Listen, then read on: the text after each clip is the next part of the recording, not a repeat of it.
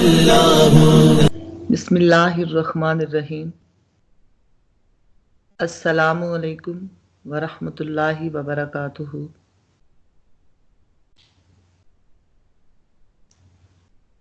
کچھ اعمال ایسے ہیں جن کا بدلہ عمل کے برابر ملتا ہے، یعنی ایک گناہ کیا تو اس گناہ کا ایک ہی گناہ لکھا جاتا ہے۔ کچھ اعمال ایسے ہیں جن کے بدلے میں 10 نیکیاں لکھی جاتی ہیں، یعنی نیک کام کا ارادہ کیا اور اس پر عمل بھی کیا تو 10 نیکیاں لکھی جاتی ہیں۔ کچھ اعمال ایسے ہیں جن کے بدلے میں 700 نیکیاں لکھی جاتی ہیں، یعنی جس نے اللہ پاک کی راہ میں جہاد کیا، اپنے مال کو اللہ پاک کی راہ میں خرچ کیا، تو ایک ایک قدم کے بدلے میں، ایک ایک روپیہ کے بدلے میں 700 نیکی کے قدموں اور 700 گنا اجر اور ثواب اور نیکیاں لکھی جاتی ہیں۔ کچھ اعمال ایسے ہیں جن کے بدلے میں 1,00,000 نیکیاں لکھی جاتی ہیں،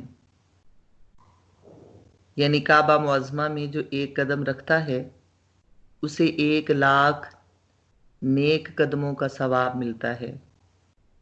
کعبہ شریف میں جو ایک ختم قرآن کرے، اللہ پاک اس کو 1,00,000 ختم قرآن کا ثواب دیتا ہے۔ اور کچھ اعمال ایسے ہیں جن کے بدلے میں ثواب اور اجر کی کوئی حد نہیں، سوائے اللہ پاک کے اور کوئی نہیں جانتا، اور نہ کوئی فرشتہ اس اجر کو کاؤنٹ کر سکتا ہے، نہ کسی فرشتے میں اس کو لکھنے کی طاقت ہے۔ وہ اعمال جن کے اجر کی کوئی حد نہیں، کوئی حساب نہیں، وہ صرف اب رب جانتا ہے، وہ اعمال ماہ رمضان کے روزے اور ذکر قلبی یعنی ذکر خفی، یہ ان اعمال میں سے اعمال ہیں کہ جن کے اجر کو فرشتے بھی نہیں لکھ پاتے، وہ صرف رب جانتا ہے۔ تو میری بہنوں، ماہ رمضان ایک دوست بن کر، ایک مہمان بن کر، ایک ڈھال بن کر، ایک نور بن کر آ چکا ہے۔ آپ دیکھیں، دنیا میں 2 قسم کے لوگ ہیں، ویسے تو بہت سی اقسام ہیں، 45 اقسام کے لوگ ہیں دنیا میں، مگر مین 2 قسم کے لوگ ہیں دنیا میں۔ ایک وہ لوگ ہیں جو انرجی کو بڑھا دیتے ہیں، جذبات کو بڑھا دیتے ہیں، جن کو ملنے سے ایک زندگی کی رمق بڑھ جاتی ہے۔ کچھ وہ لوگ ہیں جو انرجی کو کم کرتے ہیں، خالی کر دیتے ہیں، کھوکھلا کر دیتے ہیں۔ آپ ارد گرد اگر نظر دوڑائیں تو آپ محسوس کریں گے کہ واقعی زندگی میں کچھ احباب ایسے ہوتے ہیں، کچھ رشتہ دار ایسے ہوتے ہیں، یا پھر کچھ جن کے ساتھ مل کر ہم نوا ایسے ہوتے ہیں، لائف پارٹنر ایسے ہوتے ہیں کہ جو زندگی کو کھوکھلا کر دیتے ہیں۔ اور کچھ لوگ ایسے ہوتے ہیں جن کے ساتھ خون کا رشتہ نہیں، جن کے ساتھ رشتہ داری بھی نہیں، مگر اس کے باوجود ان کو ملو تو وہ انرجی کو بڑھا دیتے ہیں۔ احساس کے رشتوں والے لوگ بھی ہوتے ہیں۔ یوں سمجھیں کہ ماہ رمضان جو مثل دوست بن کر एनर्जी देने आता है, जिस्म और रूह की इस्लाह करने आता है। इशफाक अहमद साहब की एक बड़ी खूबसूरत सी बात है। आप फरमाते हैं, हर पाकिस्तानी को सहारे की ज़रूरत है। हर पाकिस्तानी को किसी कंधे के सहारे की ज़रूरत है कि जिस पर सर रख कर घंटों वो रो ले और रोने के बाद दोबारा ज़िंदगी की जंग लड़ने के लिए तैयार हो जाए। इसी तरह साल में एक बार माह रमज़ान आता है और हम उस दोस्त की मोहब्बत में रो रो कर, आंखों से आंसू बहा बहा कर अपने गुनाहों पर इस्तिग़फ़ार कर लेते हैं। फिर पूरे साल के लिए खुद को तैयार करते हैं। माह रमज़ान एक ढाल बनकर, एक दोस्त बनकर हमें एनर्जी देने आया है। अन मुआज से रवायत है, काला काला रसूल अल्लाह सल्लल्लाहु अलैहि वसल्लम ने फरमाया, अस्सौमु जुन्नतुन, रोज़ा ढाल है। ढाल एक जंगी आला है जिससे एक दूसरे की तलवार के वार से अपने आप को बचाया जाता है। ऐसे ही रोज़ा इंसान को बुराइयों से, बीमारियों से, शैतानी हमलों से बचाता है और आखिरत में दोज़ख की आग से बचाएगा। जब भी कोई आफत, बला, बीमारी आने लगती है, रोज़ा आहिनी दीवार बनकर, एक ढाल बनकर आड़ बन जाता है, दरमियान में आ जाता है, हमें बचा लेता है। अभी मैंने आपको बात की कि कुछ आमाल ऐसे हैं कि जिनके बदले में 700 नेकियां लिखी जाती हैं। ये बात काबिल गौर और तवज्जो तलब है। फिलहाल, फिल वक्त कोरोना वायरस की वजह से मिडिल क्लास तबका, मेहनत कश मजदूर तबका बहुत मुतासिर है। उनके लिए सहरी अफ्तारी के इंतज़ामात के लिए हर मुमकिन कोशिश करें। आपके आसपास जो गरीब हैं उनको राशन पहुंचाएं। जिसने रोज़ा इफ्तार करवाया उसकी मगफरत हो गई। साहबा कराम ने अर्ज़ किया, या रसूल अल्लाह सल्लल्लाहु अलैहि वसल्लम, हम में से हर किसी के पास सामान मुयस्सर नहीं कि किसी का रोज़ा इफ्तार करवाएं या इफ्तारी पार्टी करवाएं, तो गुरबा इस सवाब अजीम से महरूम हो जाएंगे। आका अलैहिस्सलातु वस्सलाम ने फरमाया, खजूर के एक खोशे से, पानी के एक घूंट से, दूध के एक घूंट से जो रोज़ा इफ्तार करवाए, अल्लाह पाक उसकी मग़फ़रत फरमा देगा।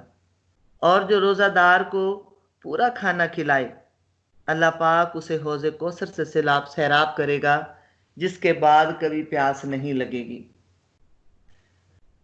तो माह रमज़ान की आमद हो चुकी है। आप सहरी इफ्तारी की दुआएं अपने बच्चों को याद करवाएं, क्योंकि रोज़ा के लिए नीयत फ़र्ज है। बग़ैर नीयत रोज़ा नहीं होगा, और नीयत दिल के मजबूत इरादे को कहते हैं। ज़बान से जुमले अदा करना, सहरी की दुआ पढ़ना, ये मुस्तहब और बेहतर है। वाबिसौमी गदिन नवैतु मिन शहरी रमज़ान, ये सहरी की दुआ है जो सहरी के वक्त से लेकर चाश्त के टाइम तक आप ये दुआ ज़बान से अदा कर सकती हैं। वाबिसौमी गदिन नवैतु मिन शहरी रमज़ान।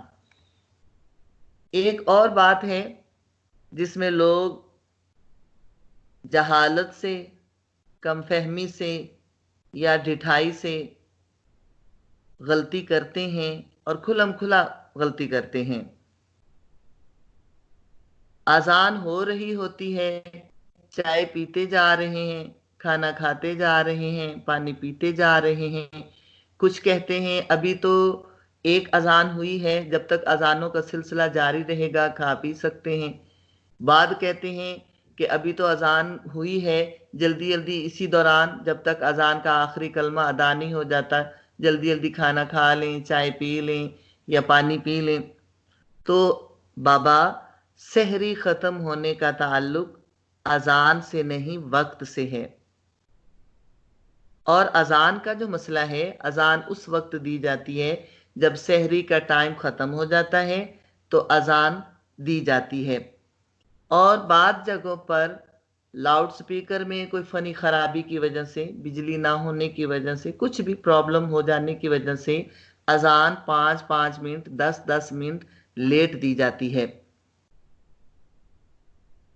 تو اذان کے دوران اگر تو سحری کا ٹائم ختم ہو گیا ہے اور اذان کے دوران بھی کھاتے پیتے جا رہے ہیں تو روزہ نہیں ہوگا.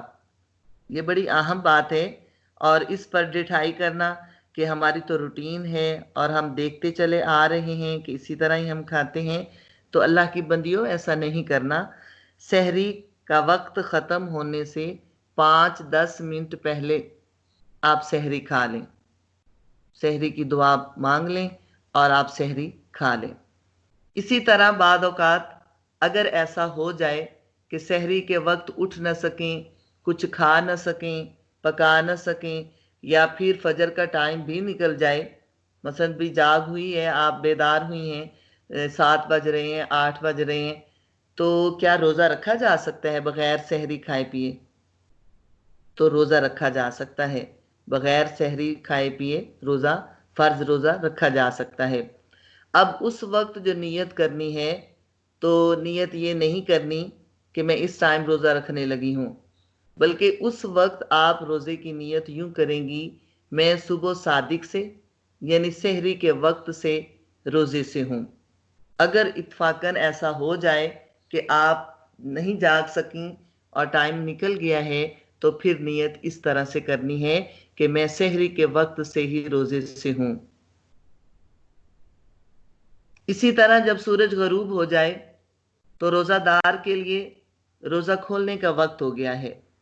جناب ابو ہریرہ رضی اللہ تعالیٰ عنہ سے روایت ہے، آقا علیہ الصلوۃ والسلام نے فرمایا، اللہ پاک فرماتا ہے، مجھے اپنے بندوں میں سے سب سے زیادہ وہ بندے پسند ہیں جو افطار میں جلدی کرتے ہیں، کیونکہ یہود و نصارہ کا طریقہ ہے کہ وہ اپنے روزے افطار دیر سے یا تاخیر سے کرتے ہیں. اور آقا علیہ الصلوۃ والسلام کے دور میں ایک صحابی چھت پر کھڑے ہوتے تھے، سورج غروب ہونے کے وقت کھڑے ہو جاتے اور نوٹ کرتے، دیکھتے جیسے ہی سورج کا کنارہ غروب ہوتا وہ صحابی فوراً آواز دیتے، یا رسول اللہ صلی اللہ علیہ وآلہ وسلم روزہ افطار فرمائیں.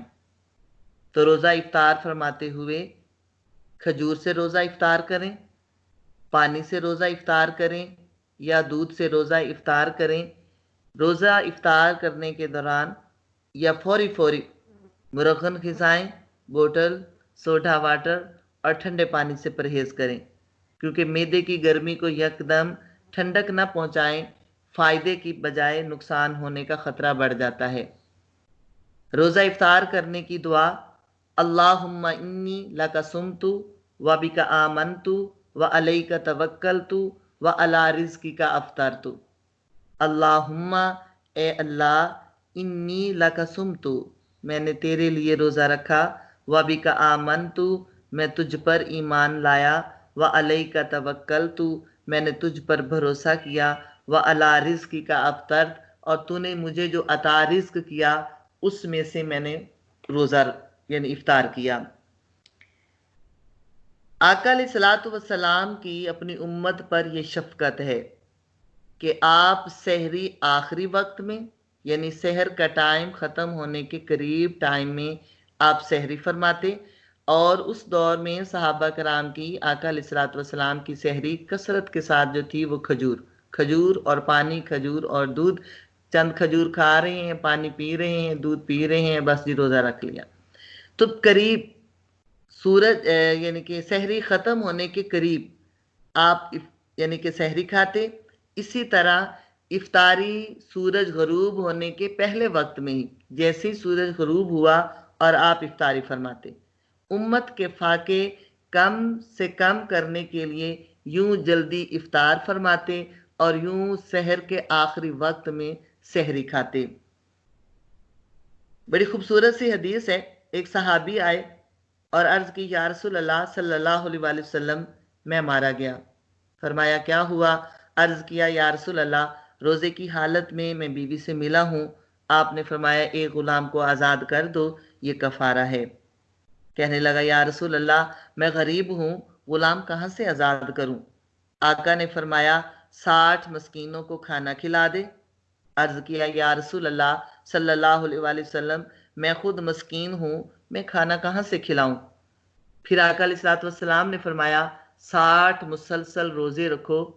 پھر اس نے عرض کیا ایک روزہ میں نے رکھا، یہ معاملہ ہو گیا، 60 کیسے نبھاؤں گا؟ آپ مسکرائے، آپ اس کی گفتگو سے محظوظ ہوئے، لذت محسوس کی، مسکرائے۔ تھوڑی دیر میں ایک انصاری آیا اور اس نے عرض کی یا رسول اللہ صلی اللہ علیہ وآلہ وسلم یہ صدقے کی کھجور ہے۔ آپ نے فرمایا کدھر ہے بھائی وہ؟ اس نے عرض کی یا رسول اللہ میں ادھر ہوں۔ آپ نے فرمایا یہ کھجور لے لو، مدینہ کے 60 غریب گھروں میں تقسیم کر دو۔ عرض کی یا رسول اللہ مدینہ میں مجھ سے بڑھ کر کوئی غریب ہے ہی نہیں، آپ مہربانی فرمائیں میرا جرمانہ مجھ پر ہی حلال فرما دیں۔ اس پر آپ اتنا مسکرائے کہ آپ کے آخری دانت مبارک بھی نظر آئے، کہ زندگی میں آپ اتنا نہیں مسکرائے جتنا آپ اس بات پر اس دن مسکرائے، اور آپ نے فرمایا اچھا جاؤ تمہارے لیے یہ حلال ہے۔ نرمیاں فرمانے والے لجپال آقا علیہ الصلوۃ والسلام، ہم ان کی امت ہیں، اور ہماری زندگی میں ایک بار پھر ماہ رمضان کی آمد ہو چکی ہے۔